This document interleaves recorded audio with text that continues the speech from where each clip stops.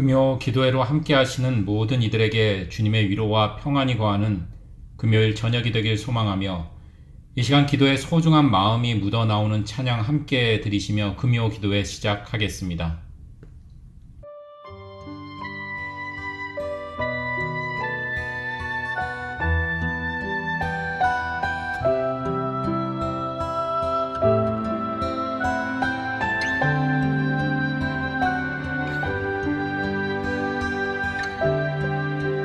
당신이 지쳐서 기도할 수 없고 눈물이 빗물처럼 흘러내릴 때 주님은 아시네. 당신의 약함을 사랑으로 돌봐주시네.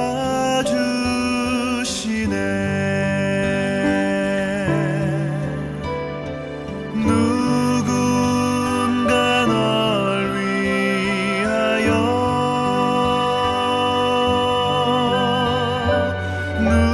누군가 기도하네. 내가 홀로 마음이 무너질 때 누군가 널 위해 기도하네.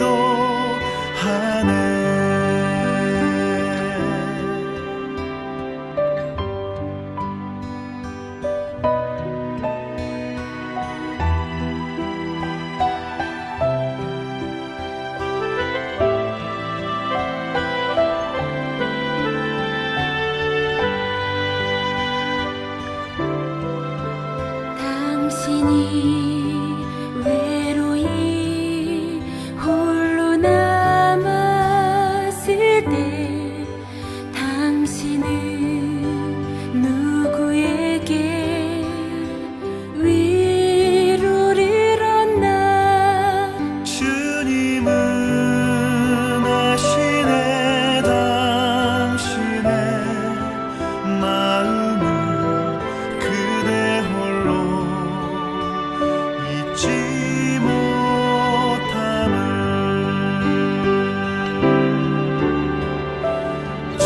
조용히 그대 위해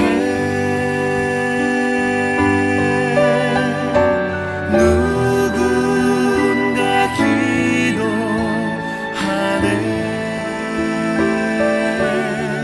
내가 홀로 외로워서 마음이 무너질 때 누군가 널 위해 기도하네.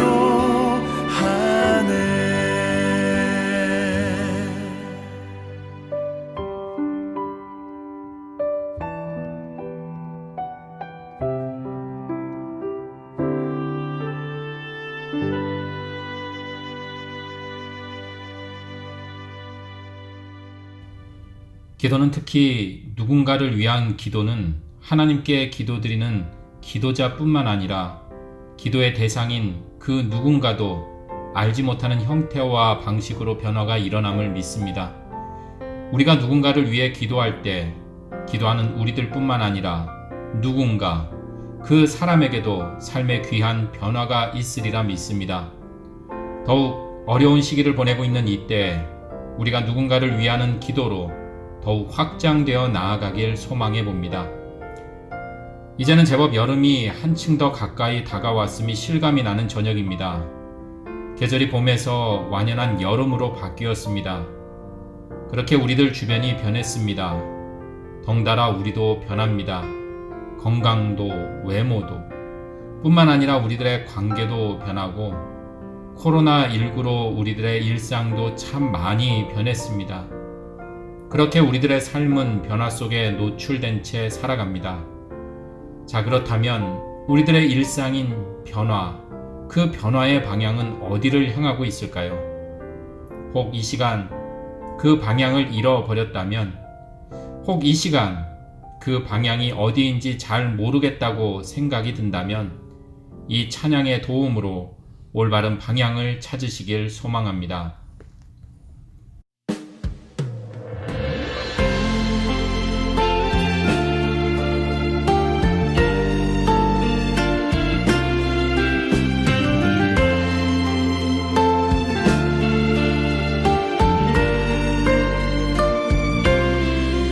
내가 처음 주를 만났을 때 외롭고도 쓸쓸한 모습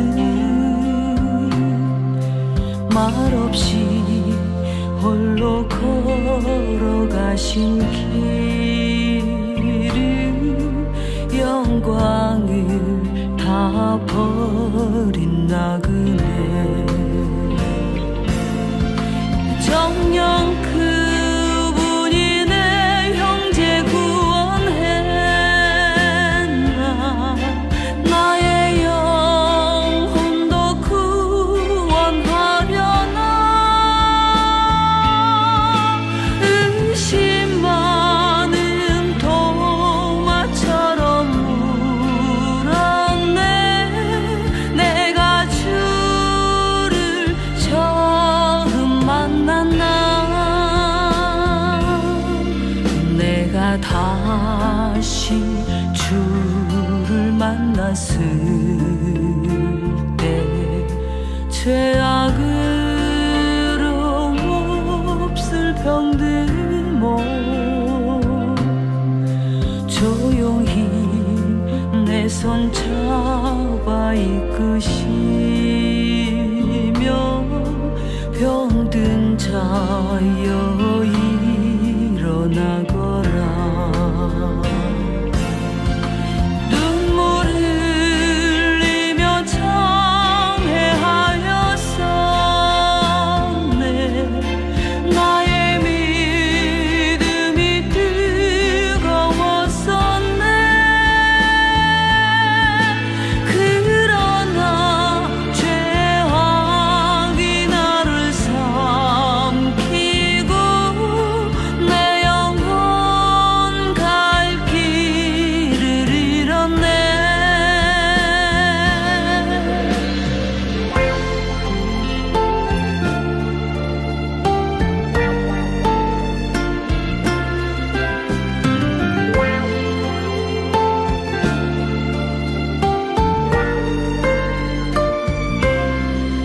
내가 이제 주를 만남으로 죽음의 길 벗어나려네 편찮는 은혜와 사랑 베푸신 그분만이 나의 구세주 주 예수 따라 항상 살리로다 십자가 지고 따라가리다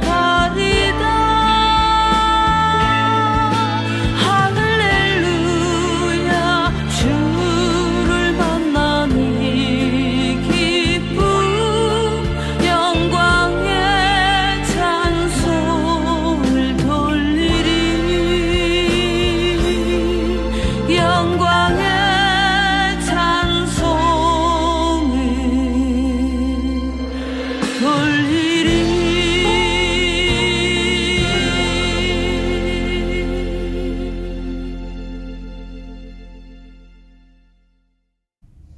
이 시간 찬양을 들으시면서 기도의 시간 갖도록 하겠습니다.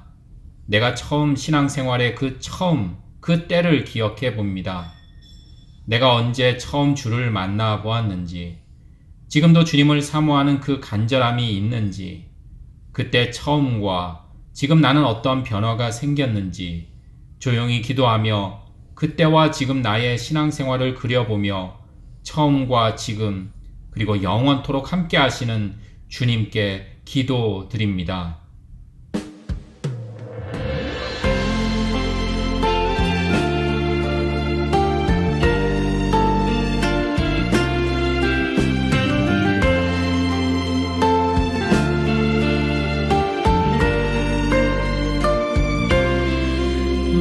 내가 처음 주를 만났을 때 외롭고도 쓸쓸한 모습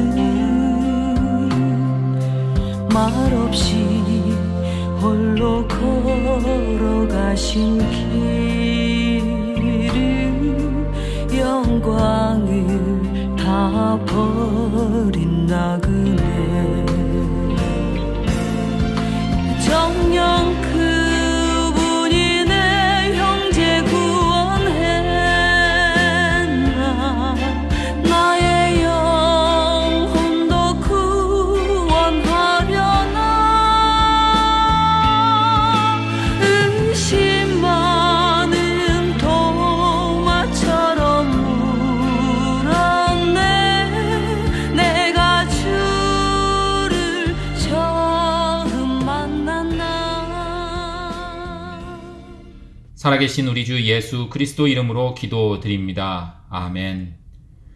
오늘 이 저녁 함께 나눌 말씀은 고린도전서 5장 6절에서 8절까지의 말씀입니다. 바울이 고린도라는 지역에 예수 그리스도를 전하고 그분의 삶과 가르침을 전한 후에 어느 정도의 시간이 지났습니다. 바울은 생각했습니다. 처음보다는 그래도 복음이 잘 뿌리내리고 신앙의 공동체인 교회도 처음보다는 든든히 서가고 있을 것이라는 기대도 했습니다. 그런데 바울에게 들리는 소리는 고린도 교회가 분열되고 신앙인들의 삶은 타락하고 급기야 바울이 전한 예수 그리스도가 아닌 이런저런 그 지역의 우상들을 섬기는 온통 유혹과 시련 속에 고린도 교회가 처해 있었다는 그 소식을 듣게 됩니다. 바울은 처음 예수 그리스도를 전하며 온갖 박해를 받았습니다. 오해도 있었고 심지어 죽을 고비도 있었습니다. 그렇지만 그는 오직 예수 그리스도를 고린도 지역에 전했습니다. 그런데 몇 해가 지나지 않아 처음보다 더 상황이 나빠지고 악화되었다라는 소식을 들은 그 바울의 심정이 어땠을까요? 사람은 아무리 일이 힘이 들어도 어느 정도 좀 결과가 보이고 일에 열매가 맺히면 힘이 나기 마련입니다. 하지만 반대로 열심히 일을 했는데 어떤 결과도 보이질 않고 손에 쥐어지는 게 없다고 한다면 점점 삶은 무기력해지고 공허해질 뿐입니다. 과연 바울은 그렇게 무기력과 공허함 속에 빠졌을까요? 다시 말씀을 살펴봅니다. 고린도전서 5장 6절에서 7절까지의 말씀입니다. 이스라엘 백성들의 구원과 해방을 향한 그 첫 시작을 알리는 유월절과 무교절 전통에 의하면 집안에서 묵은 누룩을 제거합니다. 이와 같은 전통을 염두에 두고 바울은 그리스도 안에서 새로운 삶을 시작하려는 이들에게 묵은 누룩을 버릴 것을 말하고 있습니다. 무언가 새롭게 시작하기 위해서는 우리들 속에 묵은 누룩을 없애야 합니다. 내 속에 있는 어두운 욕망들, 그러한 욕망들이 충족되지 않을 때 우리 속에는 화와 낙심, 그리고 게으름이 자리 잡고 또 반대로 욕망이 충족될 때 자만과 교만에 빠지게 됩니다. 그러기에 우리의 삶에서 묵은 누룩을 없애야 합니다. 우리의 신앙은 바로 이런 묵은 누룩을 제거하는 과정이라고 할 수 있겠습니다. 그런데 이 과정은 그리 쉽지 않습니다. 그러기에 자기 훈련과 단련을 통한 노력이 필요합니다. 몸과 마음에 굳어진 습성을 고치기 위한 꾸준한 노력이 필요하다라는 것입니다. 지금 우리에게 가장 필요한 것이 아닐까 싶습니다. 바울은 이전에 묵은 것들을 다 버리고 순전함과 진실함으로 떡을 빚을 것을 말합니다. 곧 신앙인들에게 필요한 것은 성실과 진실이라는 것입니다. 성실한 삶, 말과 행실을 일치시키기 위해 노력하는 것이야말로 성실의 시작입니다. 자신의 분야에 늘 노력하고 책임지려는 것이 바로 성실의 모습입니다. 꾸준하게, 착실하게, 그러면서 끝까지 걸어가는 사람이 진정 강한 사람입니다. 그리고 진실한 삶. 허세와 거짓을 버리는 것이 진실의 시작입니다. 때로는 진실에 충실하기에 현실과 부딪히기도 합니다. 현재의 이익과 편리와 상충하기도 합니다. 하지만 진실한 삶은 진정 나를 사랑하는 것이며 나를 있게 하신 하나님을 사랑하는 것이고 내 삶을 가치 있게 만드는 첫 걸음입니다. 성실과 진실이 없는 사람이 힘과 지능만 갖고 있다면 이는 오히려 자신과 그 공동체를 파괴하는 결과를 초래하게 됩니다. 자, 이제 우리에게 필요한 것은 바로 성실과 진실, 그렇게 성실과 진실되게 살아가는 참된 그리스도인입니다. 그리스도인처럼 보이는 그러한 사람이 아니라 참된 그리스도인이 필요합니다. 새를 과시하는 것이 아니라 조용히 몸을 낮추고 잃어버린 본질을 되찾아야 할 때입니다. 성실과 진실이 우리가 가야 할 길입니다. 그 길을 단호히 택하는 이들이야말로 누룩 없이 빚은 빵이 될 것입니다. 이러한 소망을 품고 삶을 축제로 바꾸어가는 우리가 되기를 소망합니다. 천천히 포기하지 않고 진실하게 한 걸음씩 주님과 함께 주님을 향해 나아갈 때 늘 우리는 성실과 진실을 재료 삼아 삶의 아름다운 생명을 만들고 누리며 살아갈 것이라 믿습니다. 이 저녁 우리 함께 찬양으로 나아갑니다.